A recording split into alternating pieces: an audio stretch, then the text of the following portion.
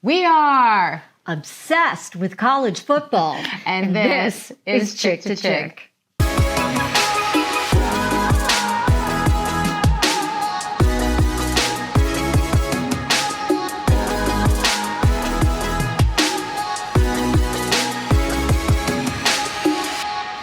Fall is in the air.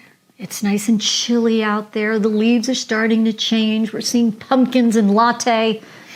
And of course, college football. It's tradition, especially around here.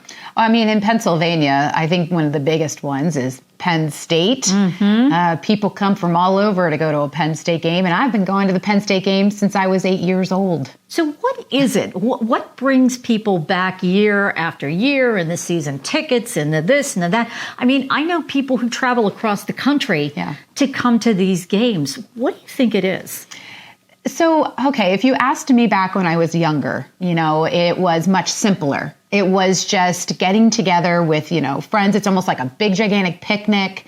It's fun. Of course, there's drinks involved. I wasn't doing that when I was 8 or 10, but, the adults were. And then it was just like a very fun way to spend a Saturday afternoon, and I spent it with my dad. So that was always fun. Now it is so much more, like everything kind of grows in production value.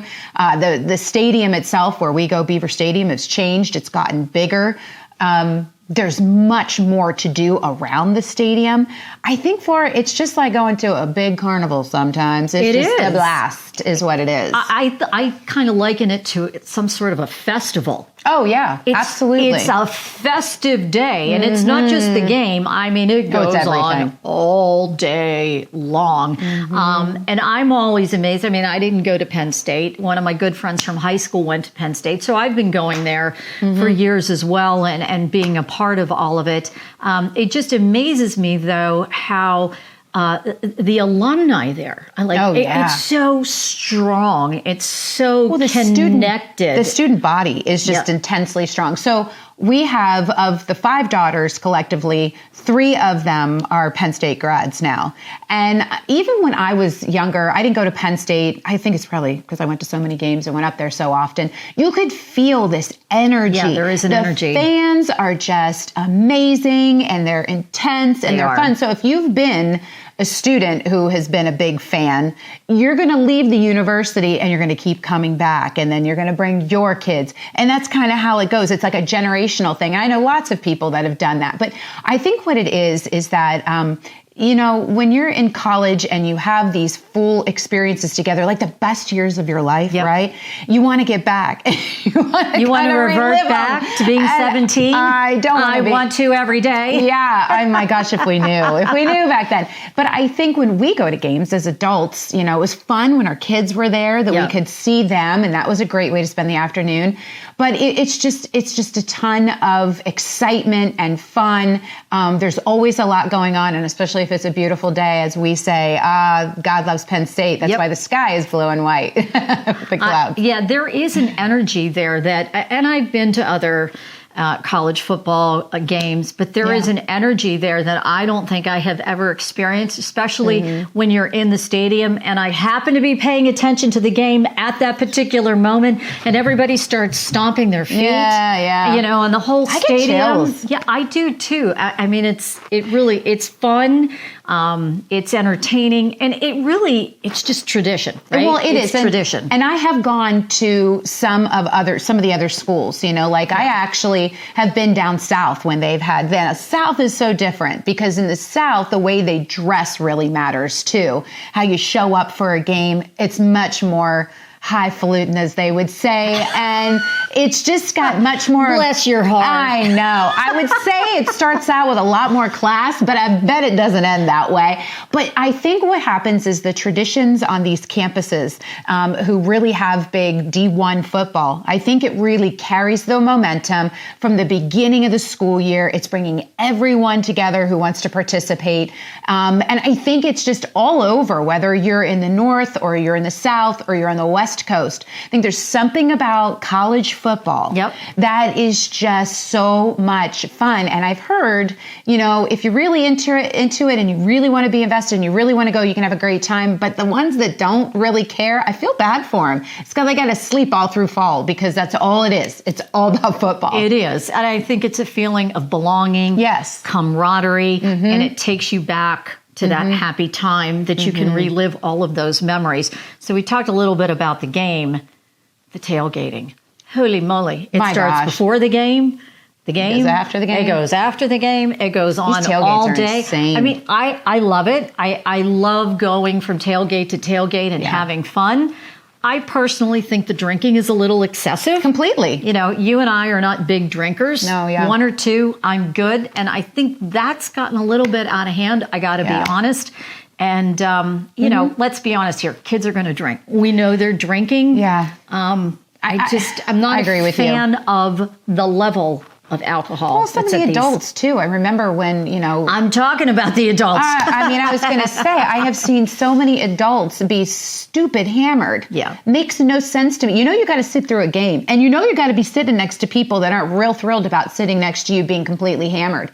But I think one of the things that I've noticed a lot more, get up and go to the ladies' room, and there are a lot of really drunk young ladies. Yeah. And I've seen a lot more people who are being carried away from the stadium, maybe by ambulance or whatever. It's not good. It is not good. So I'm trying to figure out, how do we balance having such a great festive time, but not it all being about the handles of alcohol we went through and all of the seltzers that we drank. And for the young people, let's be honest, half of these kids in college are not of age. Nope.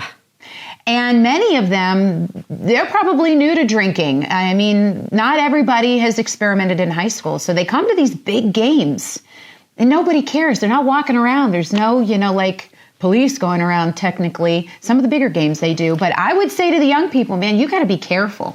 I just don't remember the tailgating being like it is now. Oh, absolutely not. Back then, as my son likes to say that I was born in a cave. I don't remember when I was going to Penn State games, when I was in college and partaking in the tailgating. I don't remember it being as excessive as it is now. And I'm wondering, how did we get to this point? Because everything that we do is over the top these days. You have to up the ante every single year. It gets more intense. And I mean, I don't even think when I was a kid and you were around Beaver Stadium, again at Penn State, there weren't as many cars. Yeah. Our space to park was literally right in front of the stadium, right at the stadium.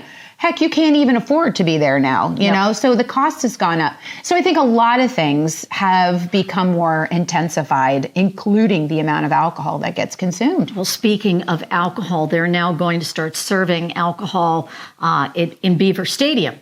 Yeah, I don't know what they do in but for Pennsylvania, who, if anybody knows, is behind the times when it comes to alcohol. It's a big deal. I mean, they were serving alcohol in the suites, right? But this is the first time they're going to sell it in the stands. Yeah. Now, I know they're saying, we're going to have safeguards in place, and they're going to ask for ID, and, you're going to have to wear a wristband, and they're going to limit it to two purchases, and then no sales at the end, after the end of the third quarter. No more alcohol sales after that. But even though they have these safeguards in place, okay, let's be honest here.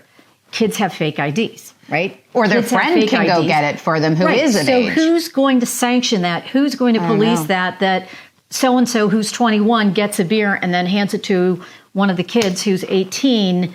And again, they're already drinking before the game starts. That's my concern right there. Now we're drinking after the game is going on, and then we're drinking again after the game ends. That is my concern. How do you feel about that? I mean, you have season tickets, right? Yeah. You go to all of these games. How do you feel about that? I get annoyed generally when there are a lot of people who are very drunk around me. I don't think it's fair. I know that's a terrible thing to say, but I don't think it's right. You're just so selfish that you just decided to get completely hammered.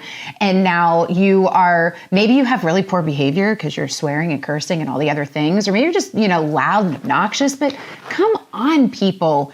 Children come to these games and you've got someone who is just completely wrecked who is sitting earshot not or good next look. to a child. And Not a good look. right. And for the students, I think my concern is if you already drank a lot, because I think they do. I think what happens is they drink a lot because they're like, oh man, I'm going to be in the stadium for like 4 hours and my buzz is going to wear off. And I want to make sure that I'm still completely schnockered while I'm in the game.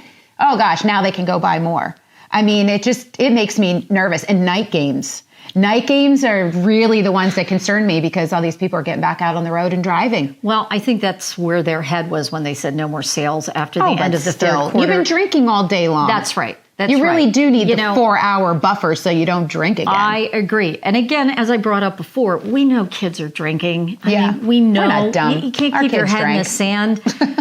But why do they have to bring it into the stadium? I'm not a big fan of that. I got to be honest. I just don't know that it's necessary. I get that they do it for pro games. I understand that whole mentality, but it's, this is, put it this way, this sport, college is for kids. It's students, it's young people. And I think that we're now making it a space where it's a much more adult-like.